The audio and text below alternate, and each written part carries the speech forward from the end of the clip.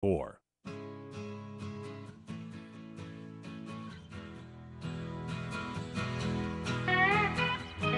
Welcome back here to What's Cooking, the nation's food, wine, restaurant, and travel show. I'm Michael Horn, along with Paul Stern, Eric Hines, and Jack Roberts, ladies and gentlemen.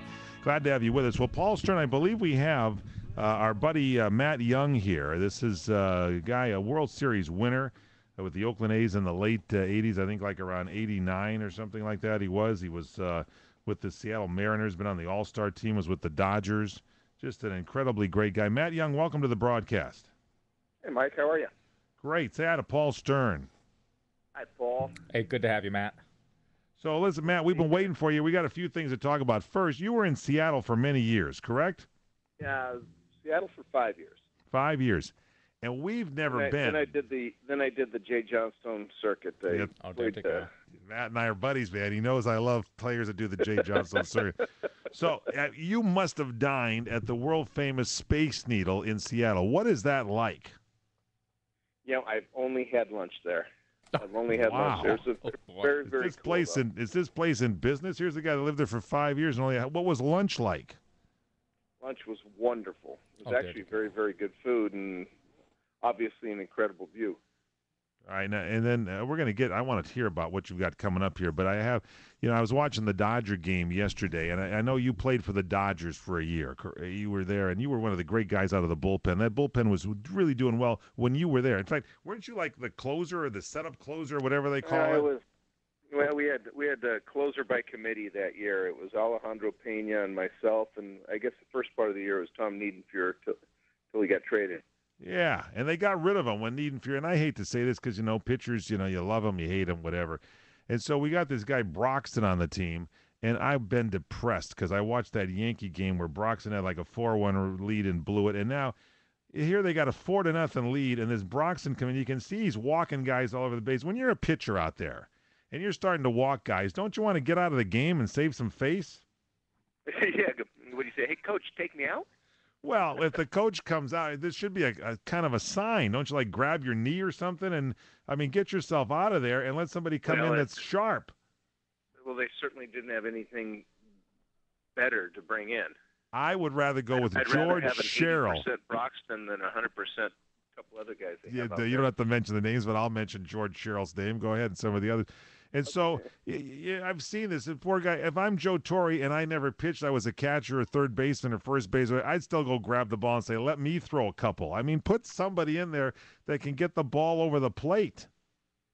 It's depressing. I watched the game yesterday. It was very frustrating. That was one they kind of needed to win. Yes. This one's going to go down as that, and the Yankee game is two just demoralizing losses. And then when this happens, and you're a pitcher, does the team, they don't say anything to you, but you probably put pressure on yourself unless you're very professional and can blow that game off because you're thinking you let the team down, right?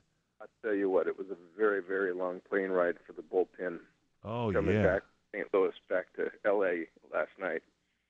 That bullpen job is tough. And so Matt Young, I'm glad you told me that because it's an honest guy. Now, how did you get into wine? What's going on here? You're like a sommelier now. You've tasted wines. Yeah. What's going on? I know what I like. How's that? I like that. That's good.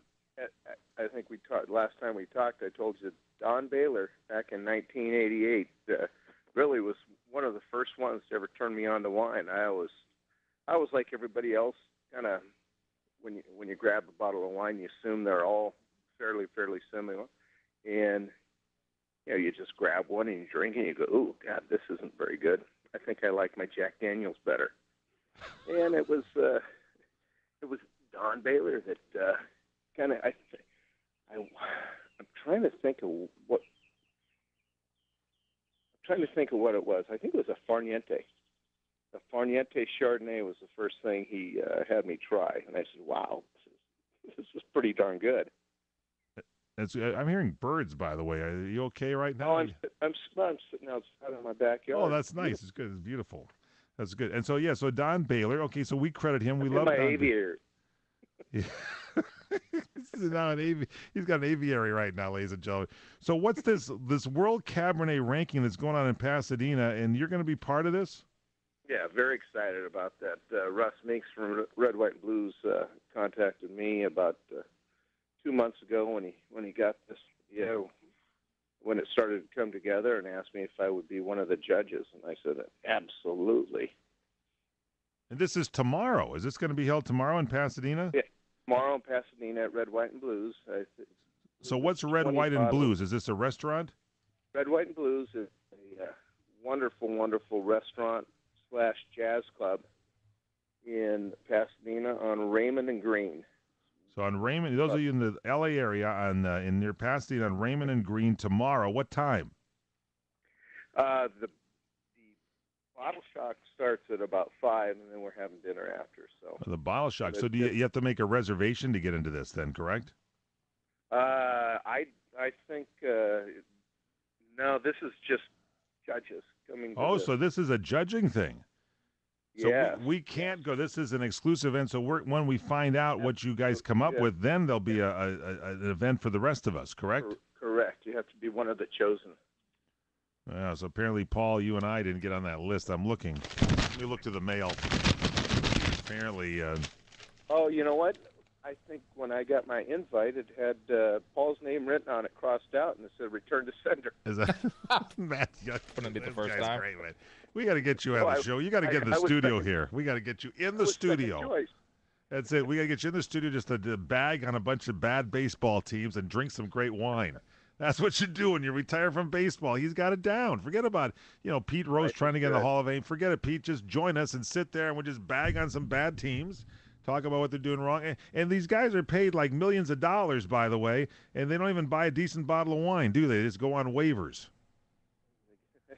Matt, when you go on waivers and a team doesn't, that no one picks you, that's kind of depressing also, isn't it?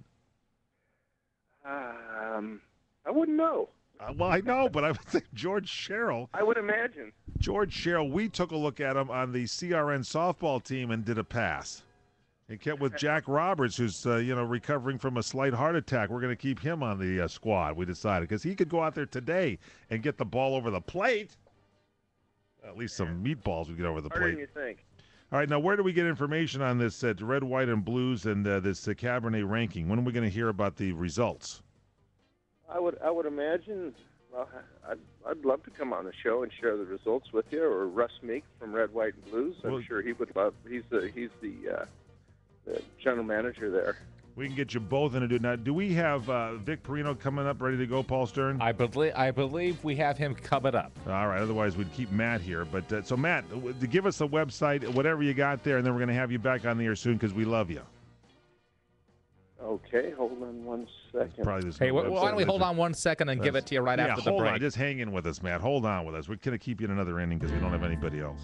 If you love dining and saving money, come to Fullerton, California for the Fullerton Restaurant Week, the inaugural week, August 1st through the 7th. Enjoy delicious menus prepared by Fullerton's finest restaurants, special and prefix menus. It's Fullerton Restaurant Week, brought to you by the Fullerton Chamber of Commerce. It's August 1st through the 7th, and participating restaurants will be offering special and prefix menus and price points ranging from $5 to $40 for breakfast, lunch, and dinner. You heard right. Come to Fullerton and dine and enjoy menus with price points from $5 to $40 for breakfast, lunch, and dinner.